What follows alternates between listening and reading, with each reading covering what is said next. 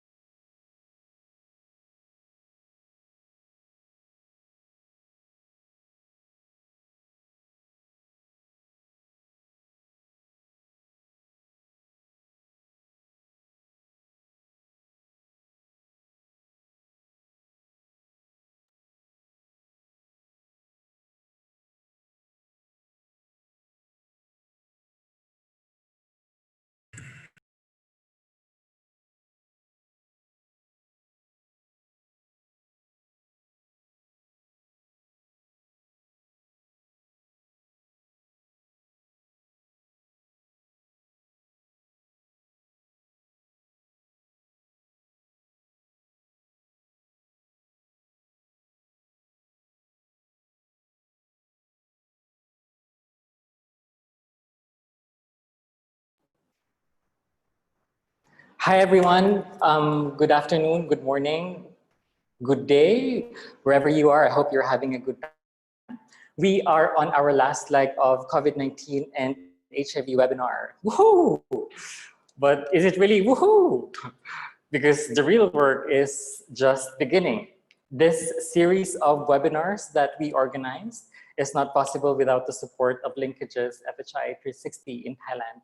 You may have heard or you may have read this phrase a number of times, but this phrase needs repeating. COVID-19 pandemic is a new wave of crisis which we are not prepared for. And by I mean every one of us who are a member of the human species. It has affected our lives, our work, and our relationships with others. But to what extent? How serious the effects are? What do we need to do?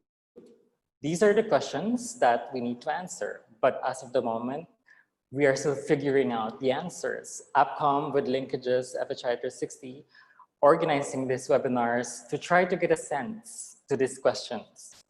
One of the most affected, of course, are the young people, especially the young key populations and the young LGBTIQ community in the countries. We at AppCom has reached out to the young people from different countries to share their experiences as a young person. We want them to reflect on their points of views and how they think they are coping up with the pandemic, which has caused issues on so many lives of young people and of course affected their well-being. We will hear during this webinar firsthand information and experiences from the young people themselves, from the Philippines, Mongolia, and Sri Lanka. Their experiences and their opinions on how to collectively solve a problem which has no current formula.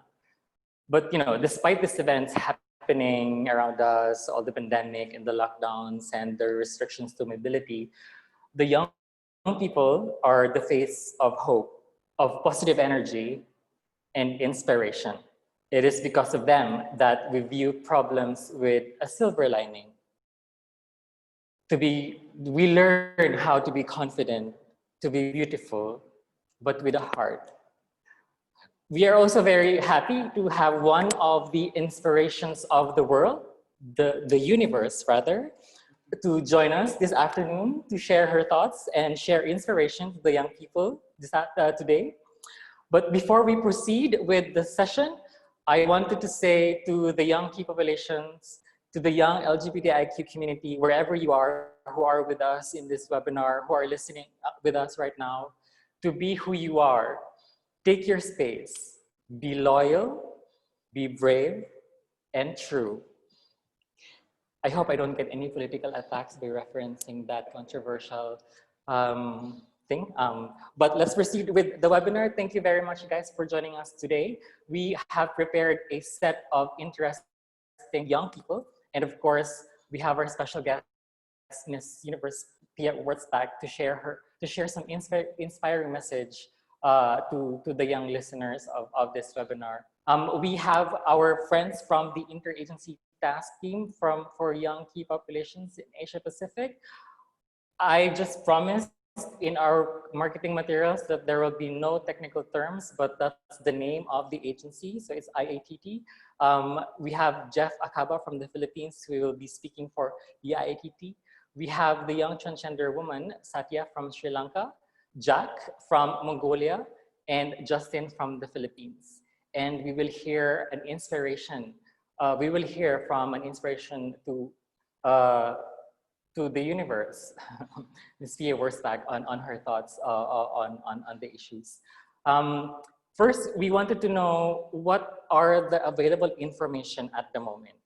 Do we know what the needs are by the young key community, by the young key populations and the young LGBTIQ community? We wanted to ask them the question, do you know your needs as a young person during this COVID-19 pandemic? We don't know the answer to that, but I would let Jeff Akaba from the IATT to take the lead on this discussion and share some thoughts on what we have, what information we currently have at the moment. Hi, Jeff. Hi, Iyad. How are Thank you for. doing? I'm doing fine. I'm just having my coffee this afternoon. Thank you for inviting the Interagency Task Team on Young Key Populations with the short name IATP on YKP. So I think you'll hear that along the way later.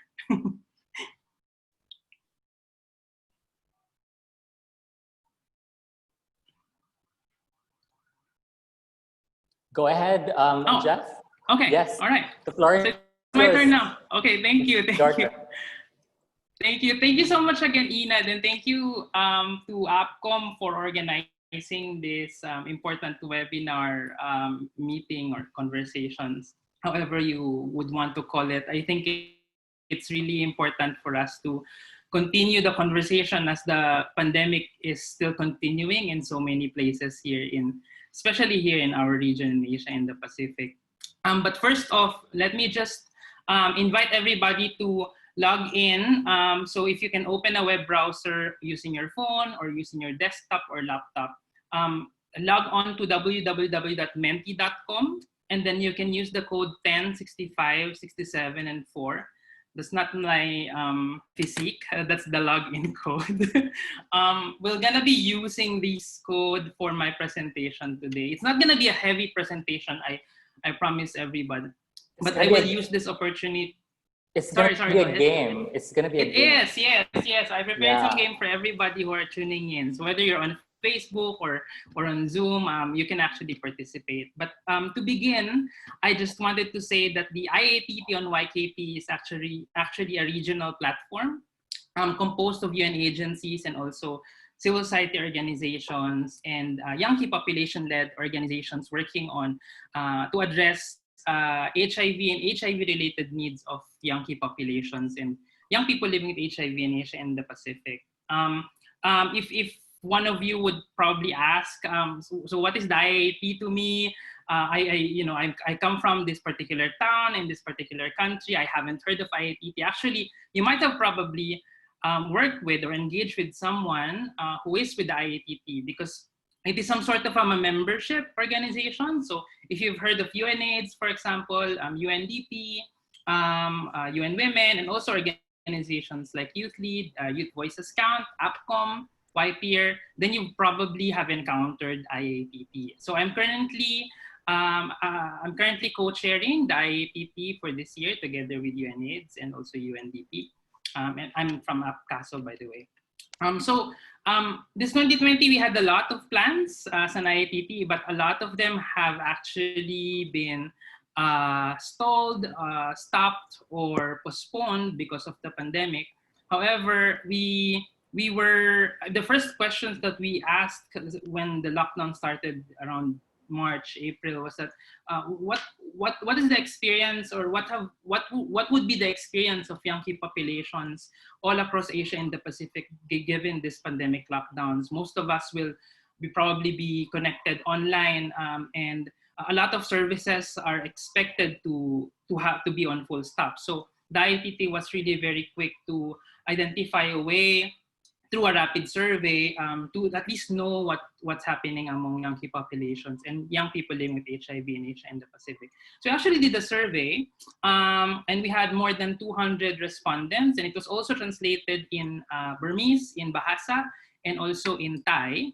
It was an online survey, and then the age range was around 18 to 29 years old. I'm going to present some of the key findings of the survey, but let's see through this game whether some of these questions actually relate to you. So if you're already online and you're already connecting via Menti, okay, so I'm going to go through the next slide. You'll see on your screen if you can actually rank these different services based on your personal experience. You don't have to be 18 to 29 years old. I know that our target ENAD for this webinar is our young populations and young people.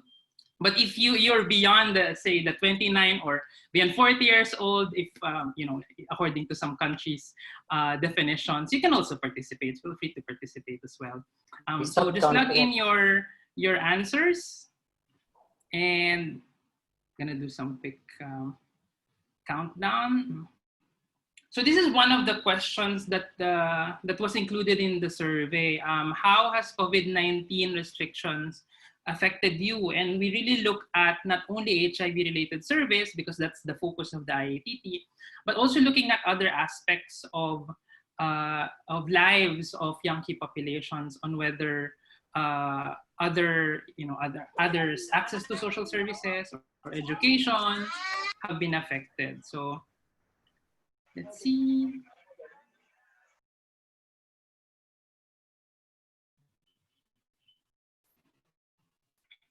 No answers so far. It's not open yet, Jeff. You have like 15 seconds. Is it?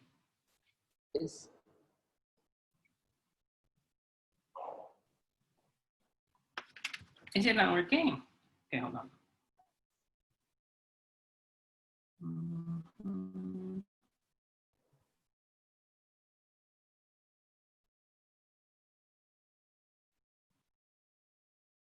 Sorry about that. All right.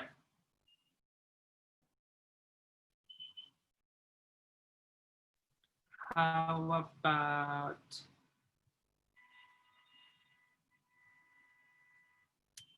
oops. Sorry, it's still loading. Is everyone on your Mentimeter?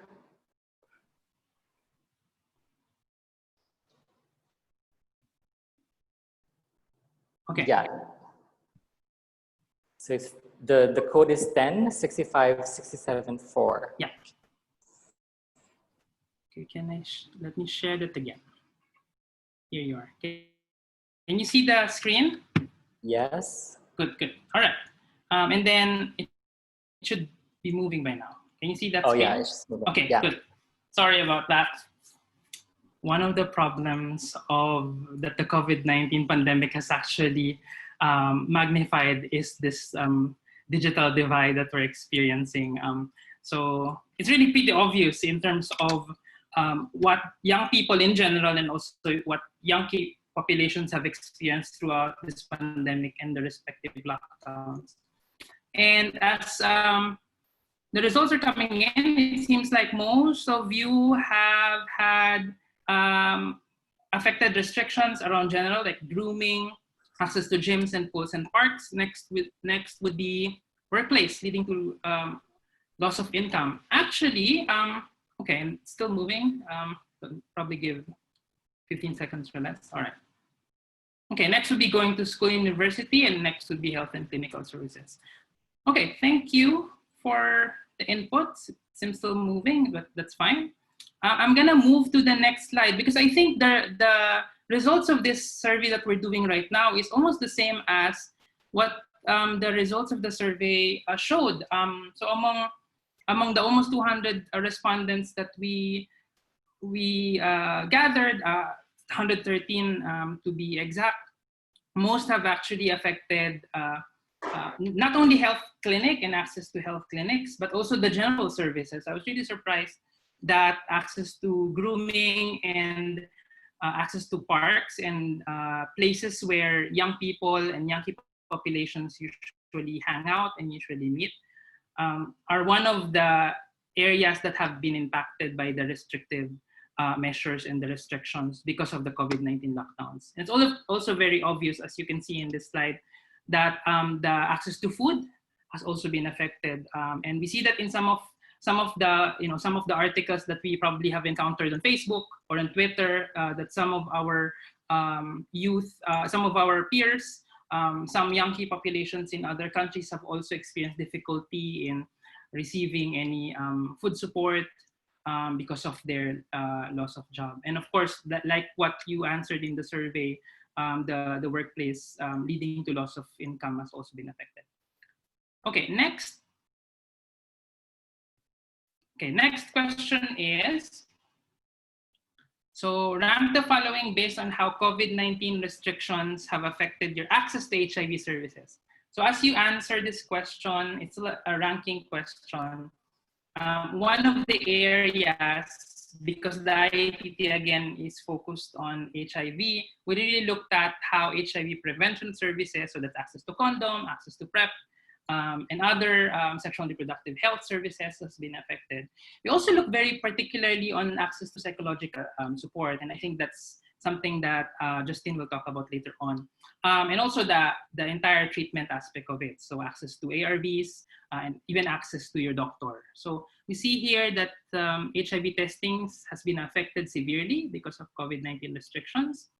Psychological support, yes, definitely, which I think, of course, Justin may probably weigh on this one later on.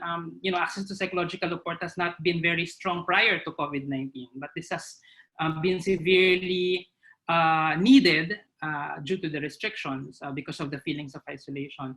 So definitely, there are examples that we've encountered out there, even posts online saying that even if they would want to, even if they have had sexual experience prior to lockdowns and they want to know about their HIV status or even STI status, they cannot actually go out, specifically when a country or a city has restrictions wherein if you are younger than 21, you cannot actually go out. And in the early days of the lockdowns, most of the clinics and other facilities have been closed. Not only the facilities, but also the drop-in centers as well.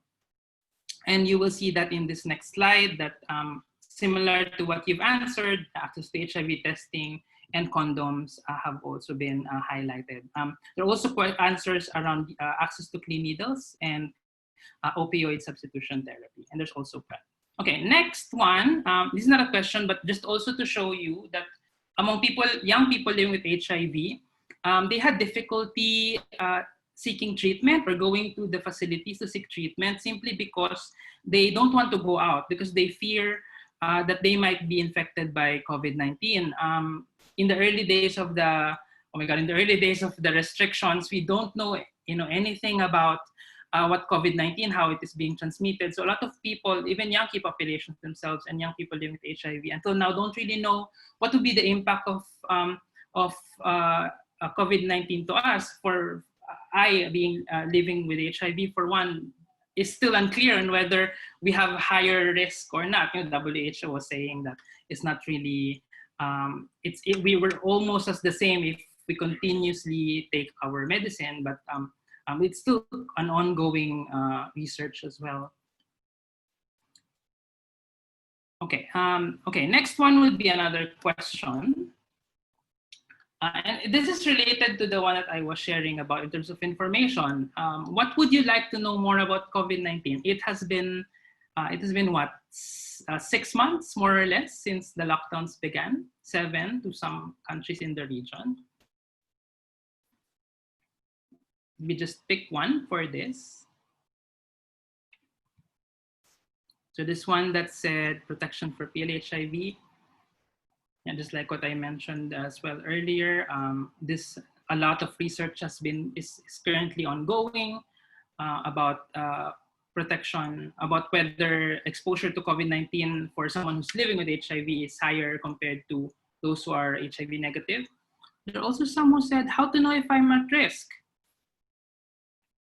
Yeah, because there are cases that COVID-19 is symptomatic. So that's also one of the questions that that has been that has made us very much anxious about COVID-19.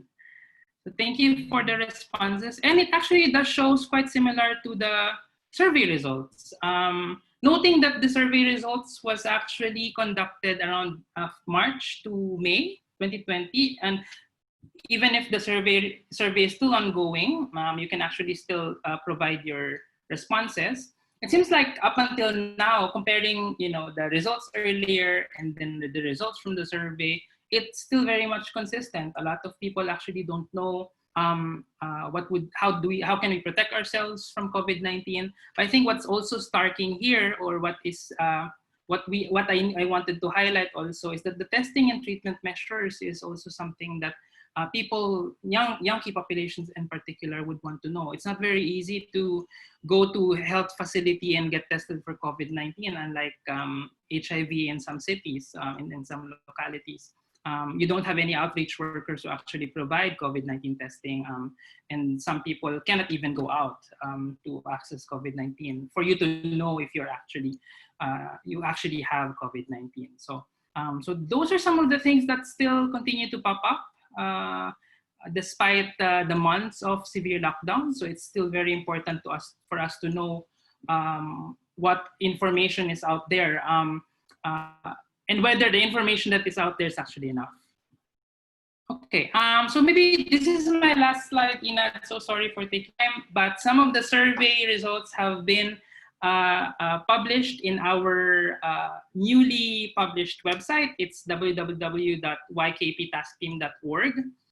We have had results covering mental health and well-being, GBV, or gender-based violence, and social protection and economic situation as well. And the results of these surveys have actually informed some of the ongoing work of some of our IETT partners on the ground, including, for example, how to provide food support and HIV services to young key populations and young people living with HIV. So I think that's it from my end. Thank you so much, Ina. And if somebody has any questions, do let me know. Thanks. Yeah, for questions, we can reserve that at the end of the session. We will make sure we have some time for questions. But I have a question for you, Jeff, because it is important for young people to actually access information at the moment. The information are online, web-based, but how about those people, young people who does not have access to online or internet? How would you suggest for them to access information? That's really an interesting question, Ina, because this COVID-19 pandemic has really, has really provided a rather full picture of what this digital, what we call digital divide, those who have access and those who have not, in an era wherein people are expected to be online. I mean, the fact that we're actually holding this webinar online shows that, those who can actually access this discussion online are those who can actually access the information online. But in terms of how those who are offline can access the information, I was reading an article earlier this afternoon stating that the traditional forms of media is still very important. So access to the radio and even television is still very important nowadays. Given that, it's very easy for us to think that, oh, more young people are actually online now. It's actually a myth, because in one study it's saying that 15%, or one to two in every 10 young person who's actually online are based in the city. So if you go farther from the city, you have less and less access to online information, and that's where the traditional forms would still come in. So that means that we also have the obligation to proactively spread the information as far as possible and make sure that the target audience of that information is actually reaching it. And of course, it's a two-way process, no? The young people, we have to encourage them to proactively seek information as well, learn what they need to learn, and also reach out if they need help. Thank you so much, Jeffrey, for that presentation. We learned how to use Menti. Thank you. And that's a nice interactive game for us, not only interactive, but also informative. Now we're going to the country experiences. And I think the next session will be much more interesting, because we will be hearing the directly firsthand from our special guests, special young people guests, on how they were coping up with COVID-19 and how COVID-19 pandemic has actually affected their lives. Satya is a transgender woman from Sri Lanka. She's based in Colombo, Sri Lanka, and she is working with and representing young people in the network called Young Out Here. And she will share her experiences about what happened to them and her peers during the COVID-19 pandemic. Satya, are you here? Hi, can you hear me? Yes, you look very pretty. Thank you so much, Jeanette. Thank you, AppCom, for having me here today. Good afternoon, everyone. So thanks, Jeanette. So before share my life experience during COVID-19 in country level in Sri Lanka, I would like to tell the background. So I'm representing Young Out Here Sri Lanka, and Young Out Here Sri Lanka and the National Transgender Network and Diversity and Solidarity Trust. We established a network called CARE Consortium last year, and we were trying to engage with community for the HIV response these days. So APCASO funded us during the lockdown to do this survey. It's for COVID-19 impact on key populations, PLHIV and SR organizations in Sri Lanka. So for this survey, we 329 participants was there, and most of them were young population.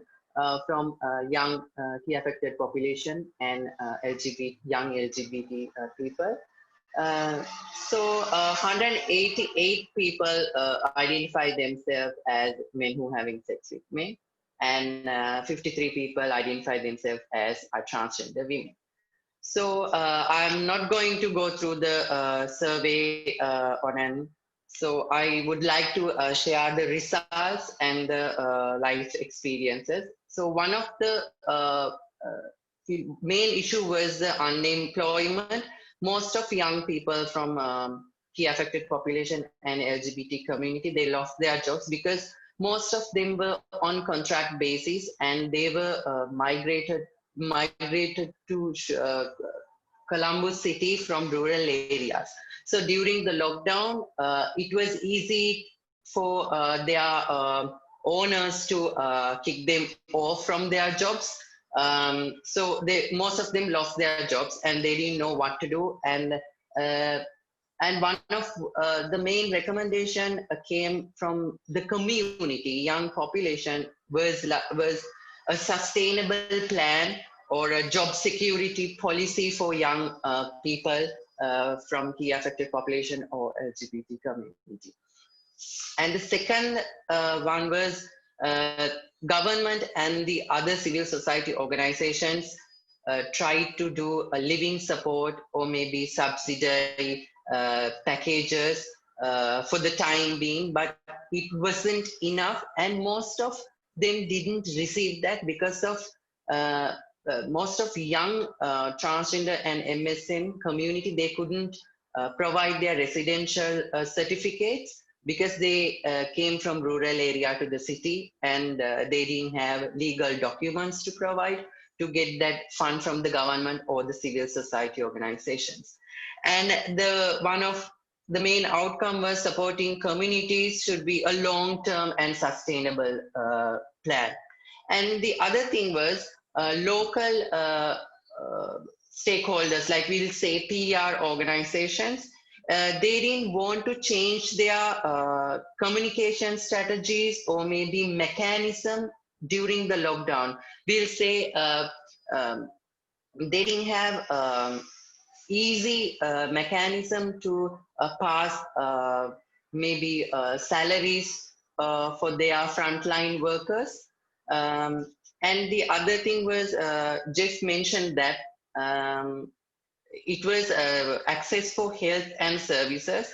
It was kind of a halt in Sri Lanka for 3 months, like testings and distributing ARV for PLHIV community, and distributing condoms and lubricants. It was a halt for 3 weeks, and most of community members had to take a chance and go to the government hospitals to take those condoms and lubricants or maybe ARV to distribute to the community members.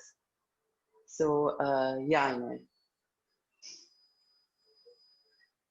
any questions from you? Yeah, how about your you were telling me a story earlier about your experiences as a young transgender woman during the COVID.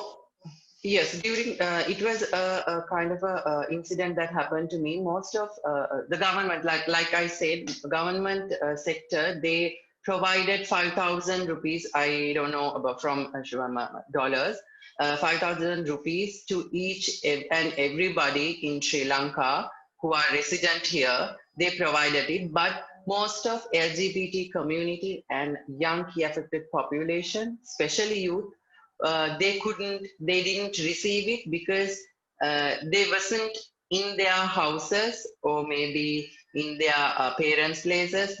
Most of them were kicked out from their family, and they were in the cities, and from those hostels or the places who them rent, they couldn't provide their residential certificates or maybe legal documents. So it was a kind of a problem to get that living support from the government.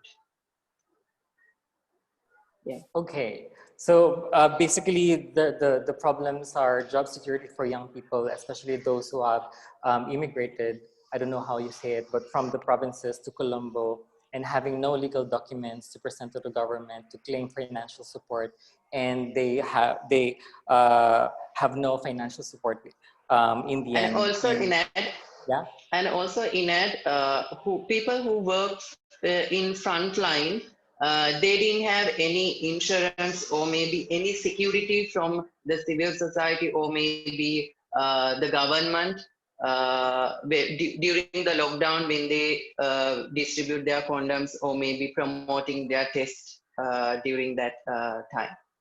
So during the COVID-19 pandemic, distribution of condoms and reaching the targets are still happening at the country level. And now country level, we don't have lockdown, but they are forcing frontline workers to reach for the targets, but there's no security or there's no guarantee that the PR or the stakeholders that can give for the frontline workers for the COVID-19 pandemic. So just for the information of everyone, Satya mentioned about a PR. PR is a principal recipient. They're the recipient, sorry, of the Global Fund, which is like funding a national HIV program at the country level. Thank you so much, Satya. I know you have a very important question, but let's reserve your question later. And we will proceed next from South Asia to East Asia. Jack from Mongolia, Ulaanbaatar, Mongolia. they're happy to share the experiences of the young gay men in Ulaanbaatar during the COVID-19 pandemic. Jack? Okay, hello everybody. Hello. Yeah, go ahead. Yes. Okay, actually, I have just two topics and joining in these meetings. The one of them is that the State Emergency Commission has closed the schools and universities, and including the kindergarten, in a temporary time. This is the first time in Mongolia that classroom training was replaced by the online training. It's uncontrolled, so young K populations don't get a quality training.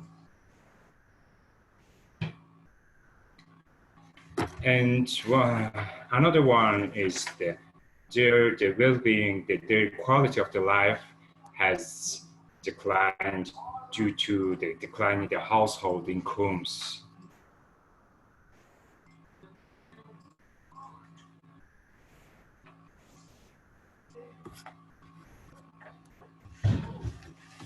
Yeah. Just we did find in the young K population from the now, we didn't find another highlights. Yes. So Mongolia is one of those countries who has acted quickly on preventing the COVID-19 spread, and they were the first countries to shut the borders. But you were saying that during the pandemic, the ministry or the government has actually shut down the classrooms and moved everything online. And the online classes are not of quality, and you're saying that the young key population or young LGBTIQ community are having no quality kind of education at the moment. Is that correct? Yes, it's right. Thank you for supporting. And the quality of life,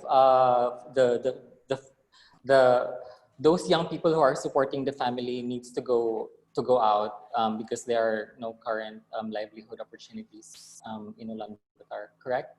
Yes, okay. Yes, it's correct. Okay. Yeah. Thank you so much. Thank you so much. No problem. No it's problem so sharp. Okay, thank you. No, that's fine. You give us your experience. That's your experience, and we are happy that you yourself is actually telling us this, and not someone who's gathering the reports. And it's very important for us to hear your voices from the country level directly. Thank you so much, Jack. We will reserve all questions. We are also live in Facebook. If you are in Facebook, you can ask us questions, and we will have a session for questions and answers later. That I promise. Okay, let's move on, let's move forward. We have invited Youth Voices Count. Youth Voices Count is a regional organization for young LGBTIQ people in Asia and the Pacific. And Justin, the director of the organization, who is also from the Philippines, will be sharing some points on the well-being of the young LGBTIQ community. Justin? Hi, good afternoon. Good day, everyone. I'm Justin here from the Philippines and the director of Youth Voices Camp. Hi. Inad, may I share my screen? Yes. I have access to that. Yeah. Yes, you do.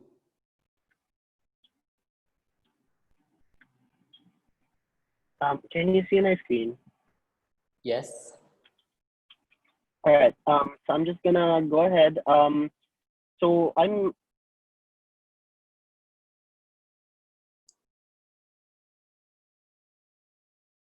Just.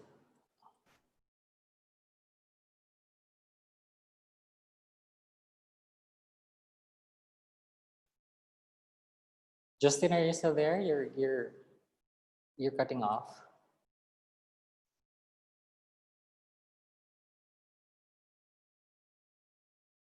Justin?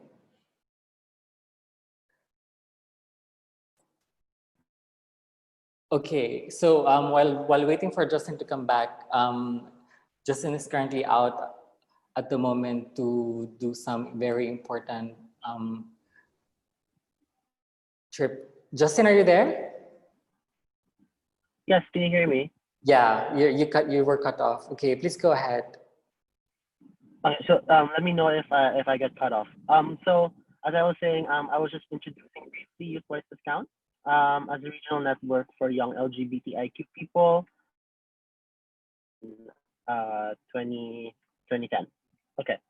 So what I hope to share today, specifically on COVID-19, HIV, and young people, is a survey and a discussion paper which we launched in 2020 in time for the Pride Month.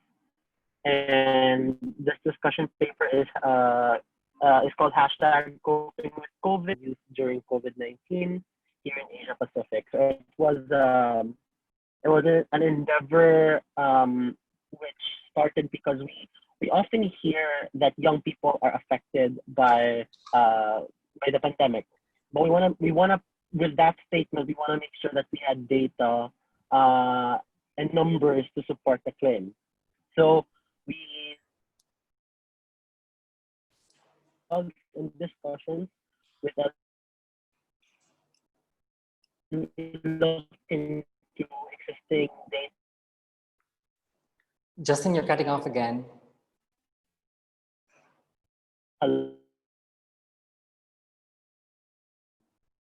Justin? Justin, I think your reception is not stable. You were saying about the survey that you did, and also the well-being of LGBTQ community. That's where we caught you last. Hello. Can you Yeah. hear me better? Okay, so I turned my camera off rather. I hope that's gonna make things better. Yeah, that's better. All right. So as I was saying, so we did the discussion paper that looked into well-being of LGBTIQ adolescents and youth. How we looked into well-being, and I hope this can help us understand how well-being is framed. I'll try to make sure it's not too technical, but with current work being done.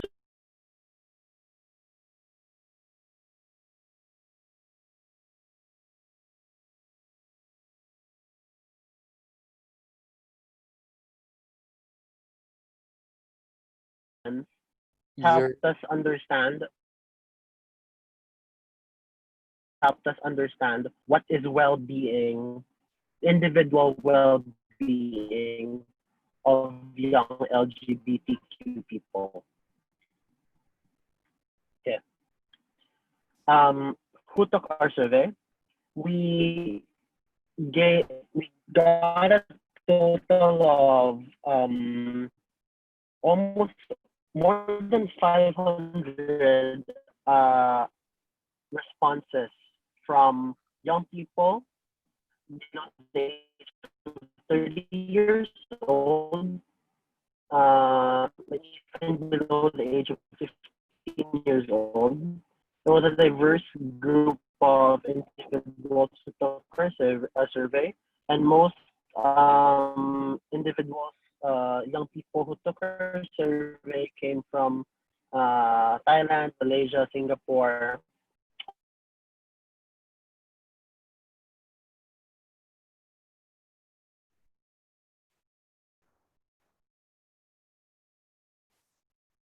Okay, so I'm gonna repeat what Justin said. They have gathered information from young people in Malaysia and Singapore, and they have defined the term well-being, which covers the 4 areas: sexual health, mental health, socioeconomic, and political. Justin, are you still there? Hi. Yeah. I'm so sorry about this. No problem. I'm happy that you're actually giving us time despite the important things that you need to take care of. But yes, please go ahead. Okay. So I hope that I'm trying my best for the internet connection to get better. But okay. Um, the first thing that our survey also looked into, especially under the lens of economic, social and economic well-being, is that we realize a lot of LGBTIQ adolescents and youth across the region, young key populations for that matter, are still living at home with their parents. 65.4% are still living at home with their parents. Knowing that they are living with their parents, that means that they are dependent or codependent with the people they live with in that household. May it be parents or other family members or their guardians or siblings. And also knowing that these are young people who identify as LGBTIQ, and not a lot of these individuals are out or are openly identifying as LGBTIQ. Hence, they may be living in an environment that is abusive, unaccepting, um, and is unsupportive of their sexual and gender identities. If you couple that if you couple that reality of not being accepted in your household with the current pandemic that limits mobility, that limits access to your safe spaces, your peers, your friends, then it's difficult for a lot of young people to be themselves and to feel that sense of safety and security because they're stuck at home. Our survey also asked young people what are their concerns. As young LGBTIQ people, what are you worried about? And our survey evinced that most of these young people are concerned about their mental health. And when I say mental health, that includes access to mental health services. Their guidance counselors, their psychologists, their psychiatrists, their friends for that matter, their teachers, their peers.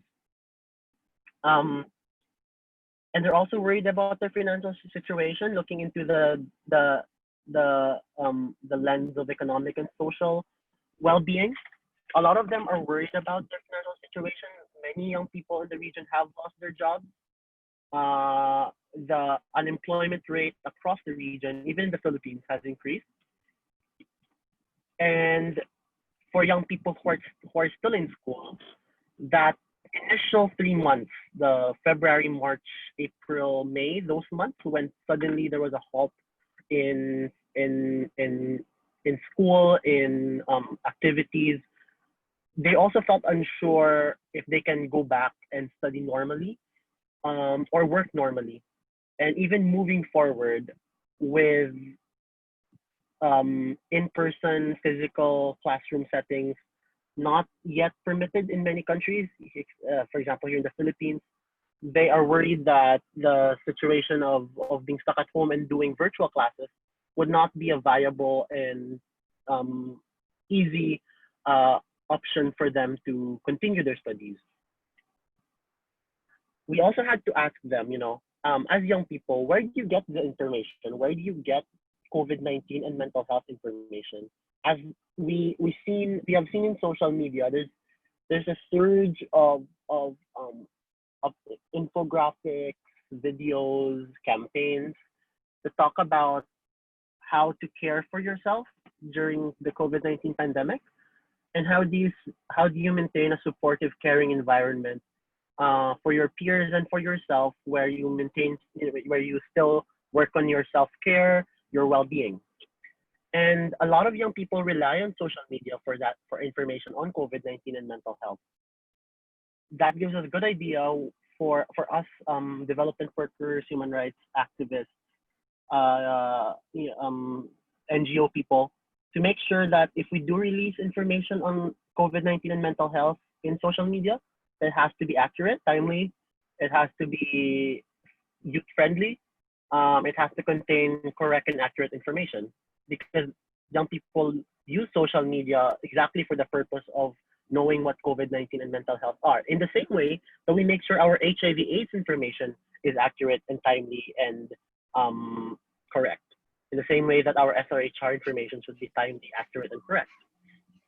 And finally, we ask LGBTIQ adolescents and youth, what else do you need as young LGBTIQ people?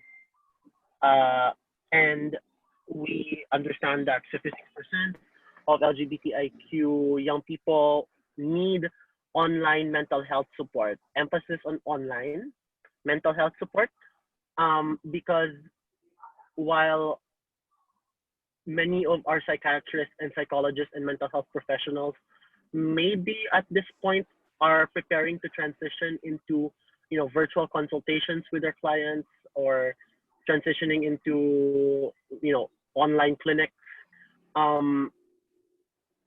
in the same way that these online spaces where we can talk to mental health professionals, they have to be LGBTIQ friendly. It's not enough for them to just be accessible spaces. They have to be accessible spaces that are safe and secure. LGBTIQ young people are also asking for opportunities to help in the COVID-19 response. I think what they meant here, what a lot of young people actually meant here, is that they want to give back to the community. They know that their peers and friends are in need, but they don't know where to get such support. May it be food support, financial support, or even just being there for their friends.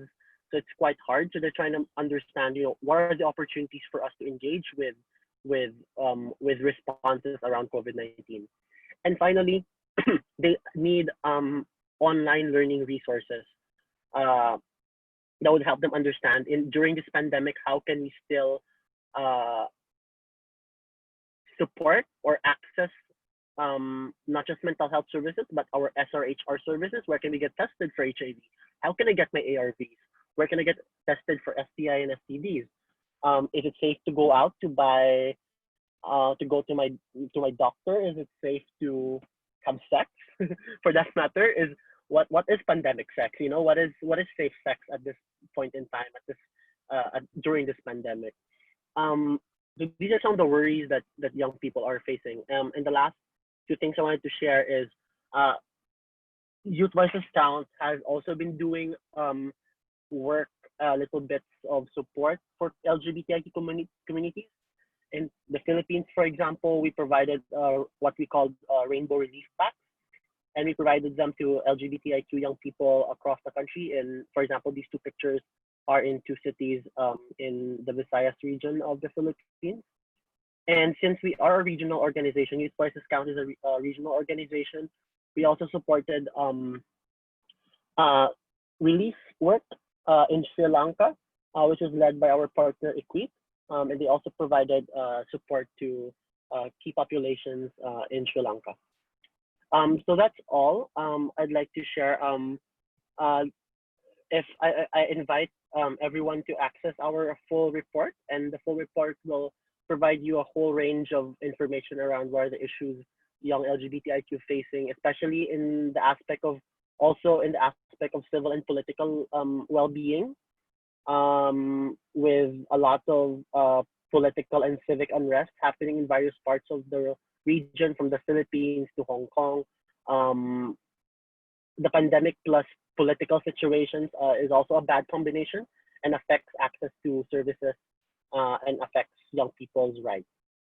So that's all I have to share, and I'm thankful to APCOM for the opportunity to do that. Thank you so much, Justin. For the interest of those who are not working on the development field, SRHR means sexual and reproductive health rights. And the access to services, meaning the manner and the availability of the services, whether or not it's easy for the young LGBTIQ community to get these services in the clinics. Thank you so much, Justin, and I wish you well. I hope you're doing well at the moment, and thank you for giving your time to us. Now we are going to the very, very special part of the afternoon. We are inviting our special guest, Miss Pia Wurzbach, 2015 Miss Universe Pia Wurzbach, to share some inspiring thoughts to the young people. You know, you are one of the inspiration of of the young generation, and your voice will really inspire many. Hi, Pia. Hello, hi. Can everybody hear me? Can you hear me? Yes. Yes. Okay. Hello everyone.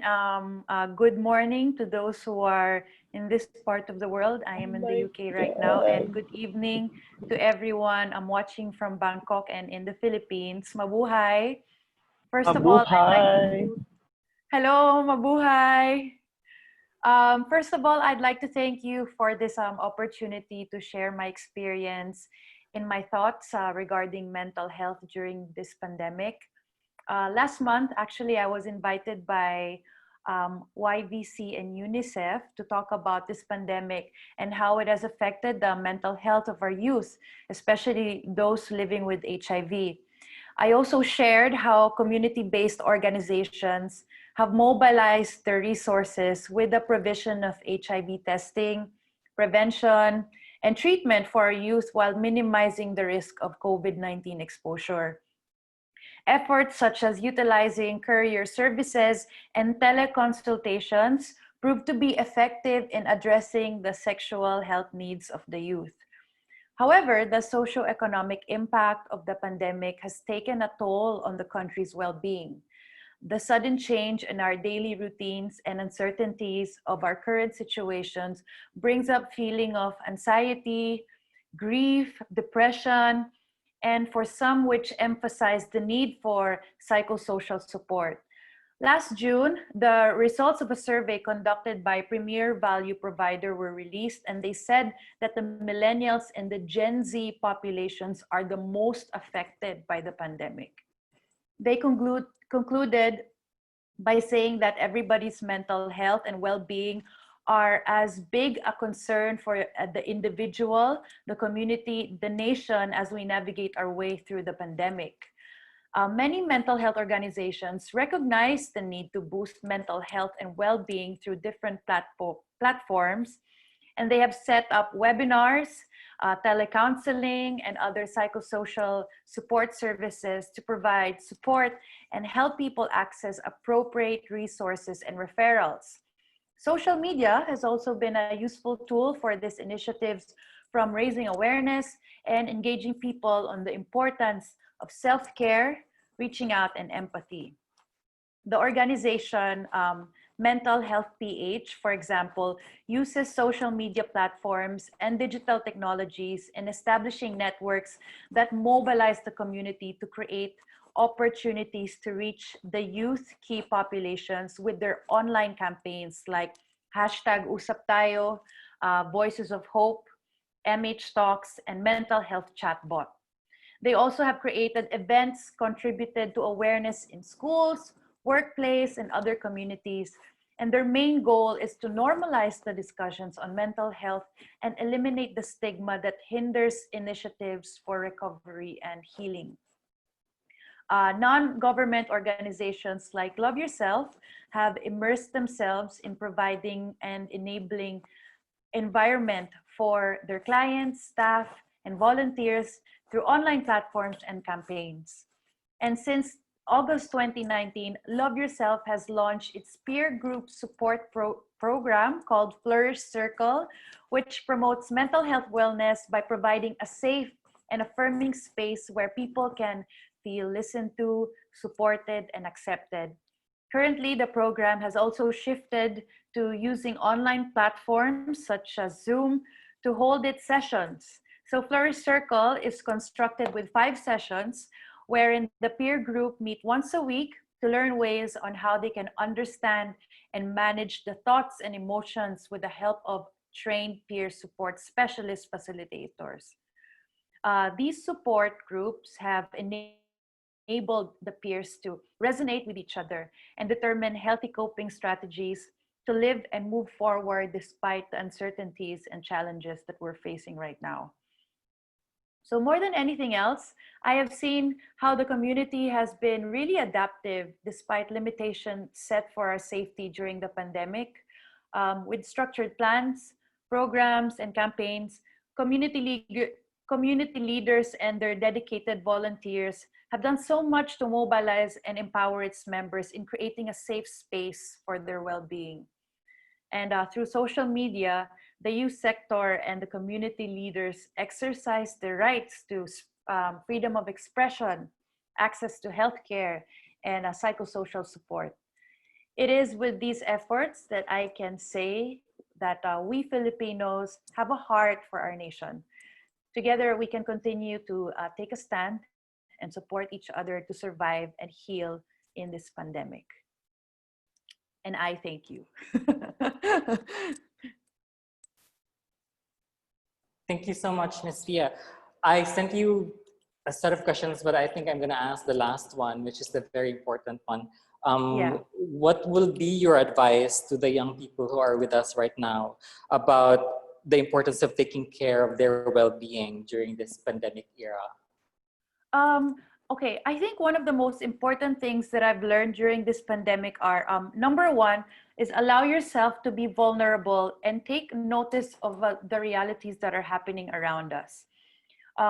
Vulnerability leads to being self-aware, and it keeps us to stay grounded and with the things that we can control. Number two, there is help and support that is accessible to anyone. Anyone in need. So if you ever feel overwhelmed, confused, anxious, feel free to reach out to your trusted friend or your family member, because we're all social beings and there is a need for us to connect and strengthen our relationships. So if you ever feel like you have to go, send that message, talk to someone, call someone. At the same time, be there for someone. And lastly, learn how to hold space and be someone who is ready to support others as well. So share your learnings, listen, and be present for other people. So I think just to wrap it up is basically we just have to be there for each other. It's a give and take, you know. We all are going through the same thing, and we are going through this. Nobody ever was prepared for this. But the one thing we can do is help each other. And when I say that, it's not just asking for help, it's also giving help. So it's a lot of give and take.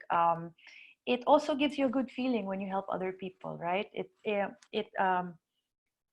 has that karma effect. So allow yourself to be vulnerable, be there for other people, and and also learn, be open to asking for help if you ever need it. That would be my advice. Thank you so much. And I'd like to second that because, you know, people understand vulnerability as weakness, but vulnerability is actually not weakness because it is the birthplace of connection, of love, joy, and belonging. And I thank you. I agrry. Winner! So Pass me the much. crown. Yes, ito na. Mabuhay. But thank you. We will have time for questions and answers with Ms. Pia Wurzbach until 4:30. But we have requested a few more young people from Thailand, especially, to share some personal experiences on their lives during the COVID-19 pandemic. So before we head to the Q&A, I would like to call on Pam from Thailand to kind of provide a brief, around 5-minute presentation of your experiences as a young person. Okay, hi everyone. My name is Pam. I'm 19 and I'm from Thailand, but I just started college in the US about a couple months ago, and because of the whole COVID situation, I was forced to come back. I was essentially kicked out of my dorm room and I had to move everything out and come back here. And lucky for me, it was like a hard situation to do too, because I flew back and had to change my flights a lot. I flew back right before Thailand announced like its new policy that we needed to do state quarantine and like a bunch of other doctors' forms. sorry. And the reason I know about COVID in Thailand specifically is because my family still lives here and my sister is still in high school. So they send me information about it.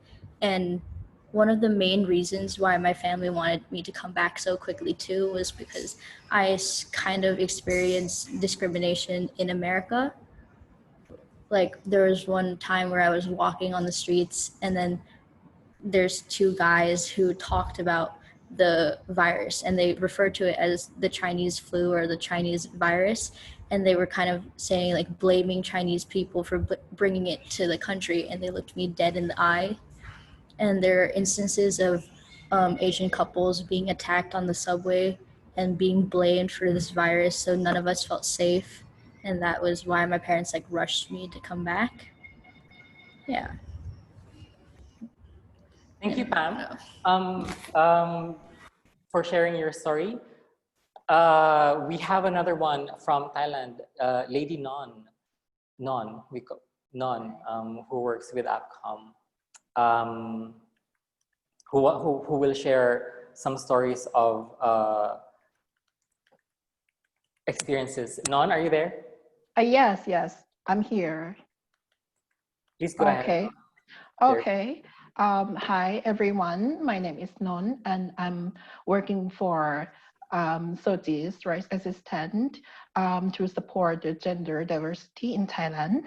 So during the good time, I have engaged working with the CBO's community.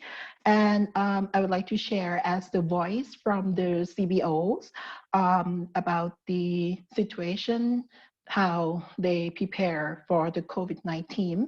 So the first, before could I talk about the general situation in Thailand, as we have like about 3,000 confirmed cases.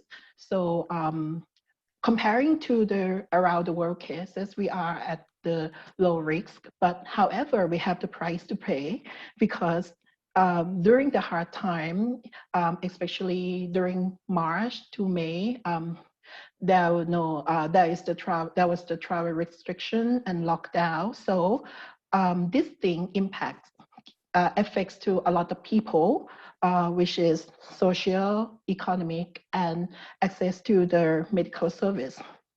Since about the social, since COVID become the more important issues than HIV, so people are afraid or people are worried about it, and many people got affected from the COVID or also PLHIV and non-PLHIV people also, and it caused the trauma for the people, which is the mental health.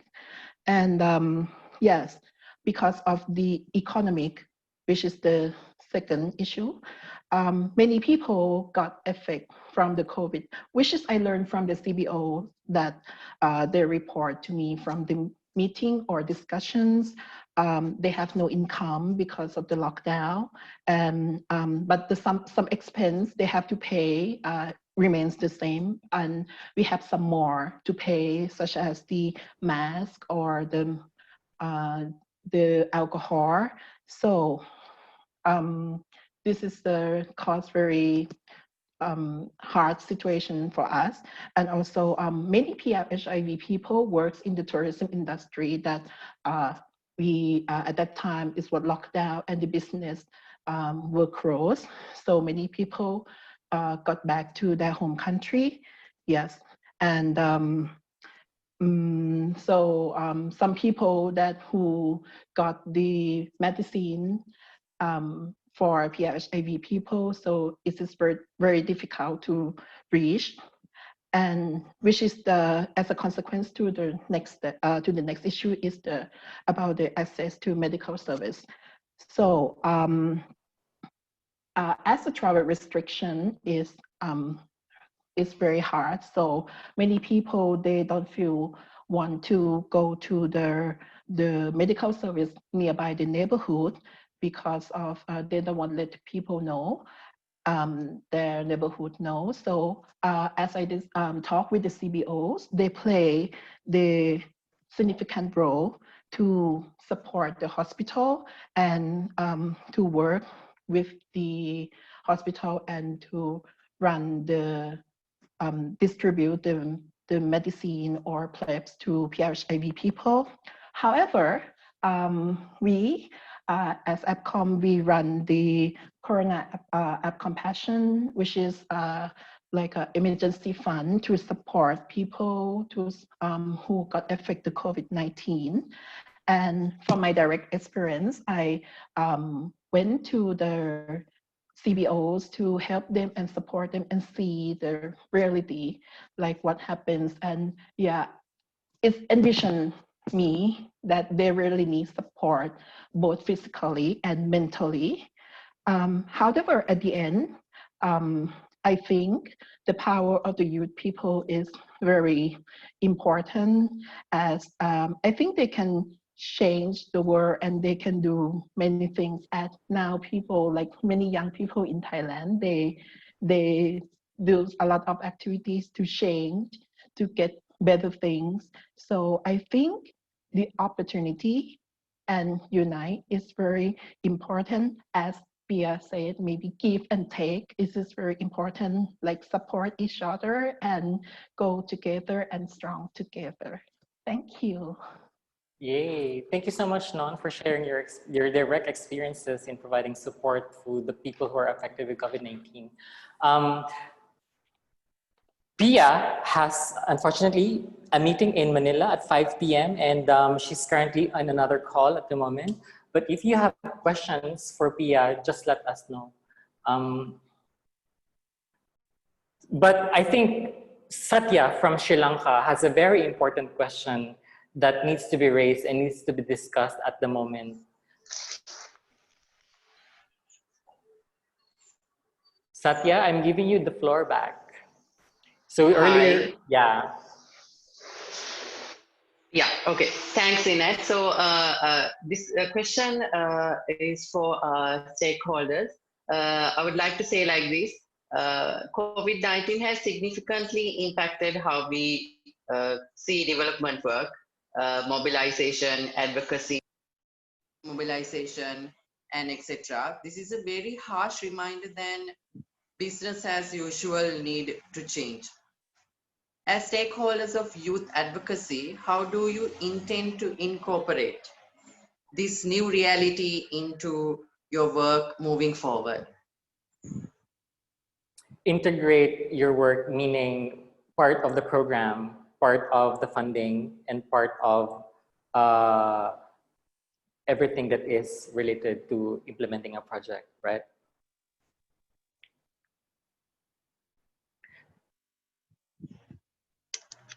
Okay, Satya has raised a very important question. We know that this is happening. Young people need support.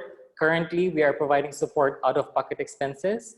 These activities are not being covered by the current programs or activities. How then do we make sure that we integrate the needs of the young people in the HIV programming? Tough question. Is there anyone who wants to share their thoughts? Do you mind repeating the question, Inad? So Satya has asked a question that, okay, we have this information. We know the needs of the young people, mental health, well-being, online capacity building, job security, financial inclusion. CBOs and development work is being done at the moment to provide support to the affected young population. However, the current support that is being provided are not covered under any HIV programs or LGBTIQ programs. How do we then make sure that this is integrated in the HIV programming to make sure that the needs of the young people are addressed? Or how do we advocate effectively?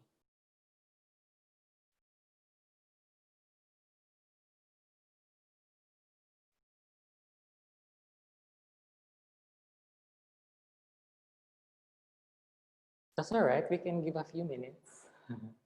But I guess there is a very good opportunity to discuss this. We don't know the answers. We know from last webinar that we organized, the Indonesia country has proposed livelihood activities for people living with HIV who are affected by the COVID-19 pandemic, but their proposals were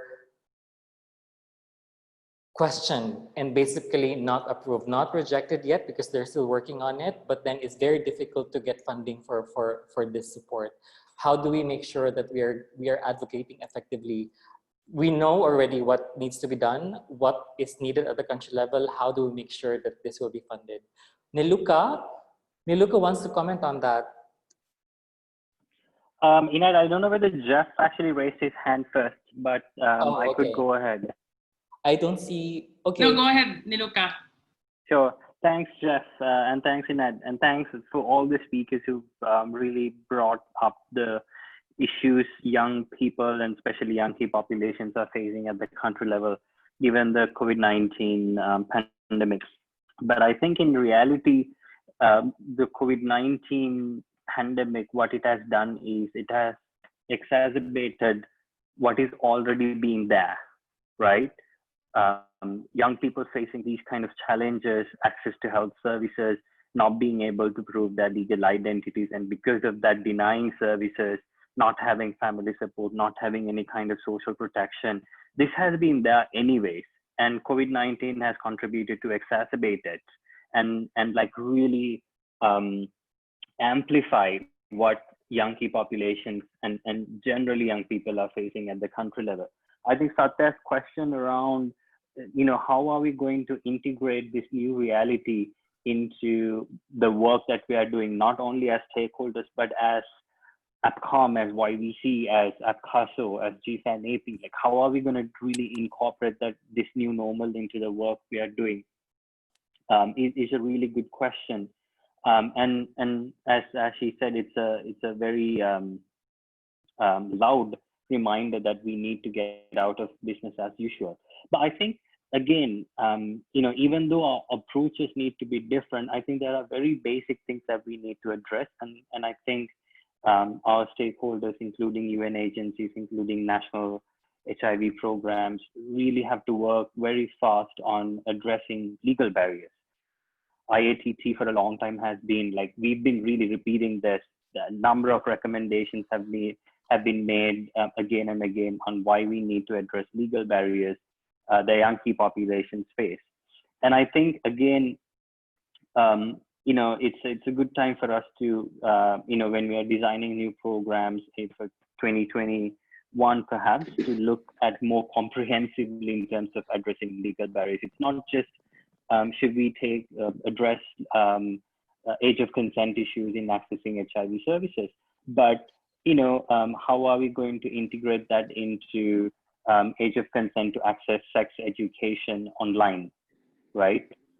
Things like that. So, I mean, just commenting on that, I think we really have to look at that. And then, resources.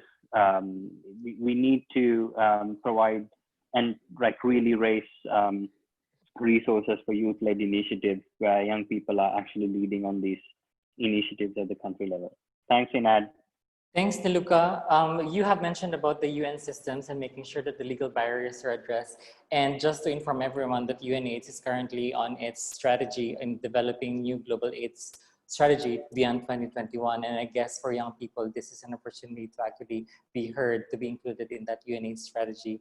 But also the point that most of these issues are immediate, that needs to be immediately addressed, that we cannot wait for 2021 programming. But we can discuss that later. Jeffrey, you wanted to say something?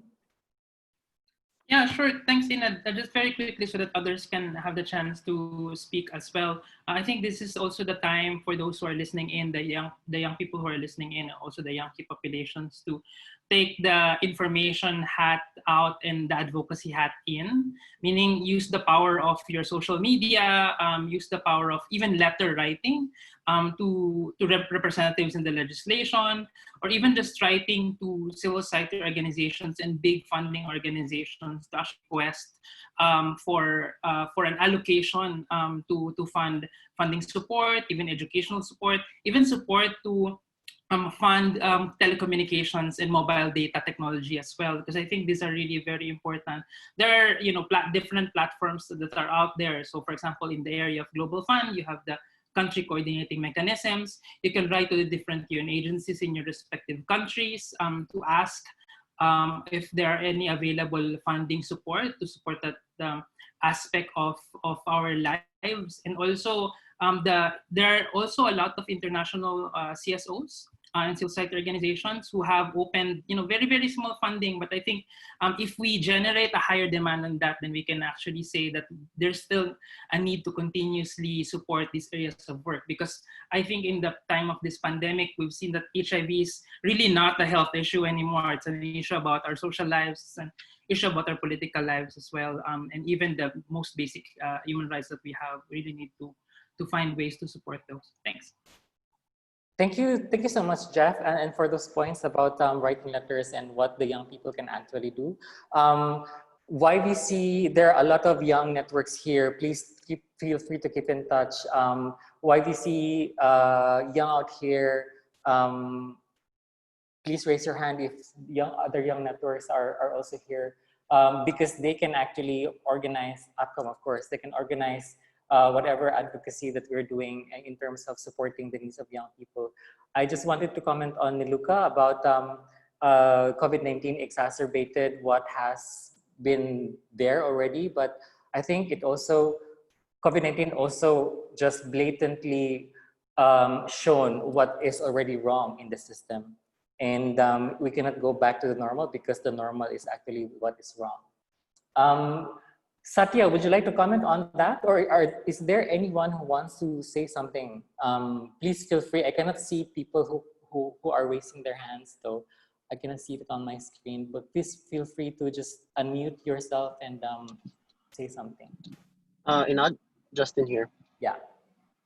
Yes. So I think also closely linked to what Jeff was already saying, but also advocating to these funders. I've been seeing a lot of opportunities for groups to apply for COVID-19 related response, small grants. But some of these might not necessarily be be supportive to projects related to well-being, mental health, and these sorts of project themes or topics to work on. So I think we can advocate to these funders to work on those types of advocacies. But also a lot of mental health work, I believe, and if you look into Youth Voices Counts social media, we actually had this conversation with one of our mentors, and a lot of mental health work has been a lot of lip service, but not really understanding what well-being and mental health really look like on the bigger picture. It'll strategize beyond lip service and really understanding how mental health affects the individual, how it affects our work, and see how we can improve our work and the services we provide to people from the inside out, meaning starting from how we even deal with ourselves and our staff and our team members, how we become a supportive network to our members, because it really starts there. And then that's once we build a strong support system inside, we can become better networks for the larger, broader community. Thank you so much, Justin, for that, and also for providing some points on, comments on mental health and what currently is actually going on the mental health issue. So this is like a free flowing conversation. If you want to say something, just go ahead. Be heard.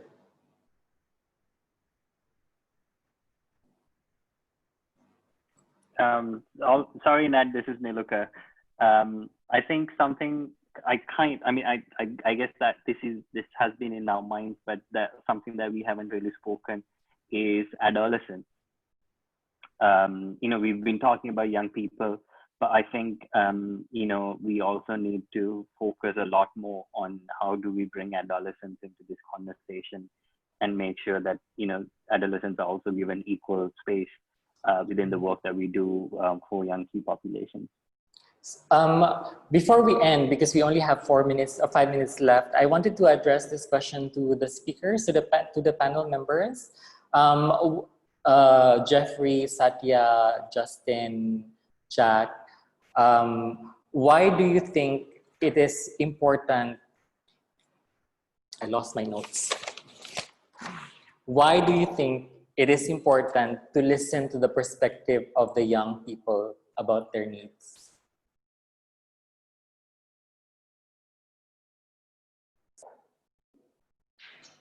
Can I start? Of course.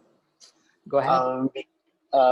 Because youth voices count. It's a name, right? Because youth voices count. We're not. I mean, young people are not just age demographics. Honestly, with the work YBC has been doing for LGBTIQ youth, it's always been considered an age demographic, but it's not. There's really issues and experiences of young people that we need to talk about, issues of coming out, issues of employment, of safe spaces, of love, of relationships, of queerness, that it's unique to young people, and that it's quite diverse across the region, culturally, religiously, politically. So to me, it's not just an age demographic. It's an experience. It's the feeling. It's youth, coupled with queerness and gender and sexuality and everything in between, and that is young people. Thank you so much. You have the crown. Charot. Okay. Sorry. Jeffrey? Sure, thanks, Enad. Very quickly, that's a very difficult question. But I think there's really a power to the voices of young people, and even including adolescents and children as well, especially these days. We can see all over the world, especially in Asia and the Pacific, who are really driving the progression of the countries moving forward and moving out of this pandemic. It's really the young people who are having these conversations online, young people who may be apart today, but are together in so many different ways. And if we give the chance to young people in younger generation to take the lead, then we'll have a different world after this pandemic. Thanks. Any last words, Satya? Yeah, Inad. So because we believe in nothing for us without us, if we really don't want to leave anyone behind, we need to give the people who are left behind meaningful space, and listening to their voice is the first step, and same place to the adolescents. Thank you so much. For me, last words. This is the last COVID-19 HIV webinar series of APCOM, and thank you very much to Linkages FHI 360 for making this possible. So we had the first webinar about innovative approaches of how the CBOs have adopted to the COVID-19 pandemic. The second webinar was about the roles of the CBOs and the important how important they are in the response to COVID-19. And this one is about the young people and their needs, making sure that their needs are heard and being addressed in response to COVID-19. And for me, my takeaway in the series of webinars is that a very effective response is a response that is based on the actual experiences and needs of what is actually happening on the ground, and not based on targets or numbers or whatever is it up there. So the important matter is we are saving lives. We are saving lives. We are affecting the future of the young people, and we are making this world a better place. So with that, I thank everyone for your active participation and for your time. We are very happy to be joined by Ms. Pia Wurzbach, but she has to run to a meeting. And we are keeping in touch. This is not the end of the webinar series. We are still having some plans of organizing a few more webinars, but on different sets of topics. But you will not be seeing my face, I hope so. But thank you very much. And if you have any questions or any feedback, please do email us at appcom@appcom.org and follow us at our Facebook. Good day and keep safe. And we will see each other again soon in person, hopefully. The soonest. Bye-bye, everyone. Take care. Thanks, Ina. Bye, Thanks, everyone. Jeff. Thanks, Satya. Thanks, Niluka. Bye. Thanks, Thank Satya. you, Nat. Thank you, you, everybody. Jeff. Thank you all. Thanks, Jack. Thank you.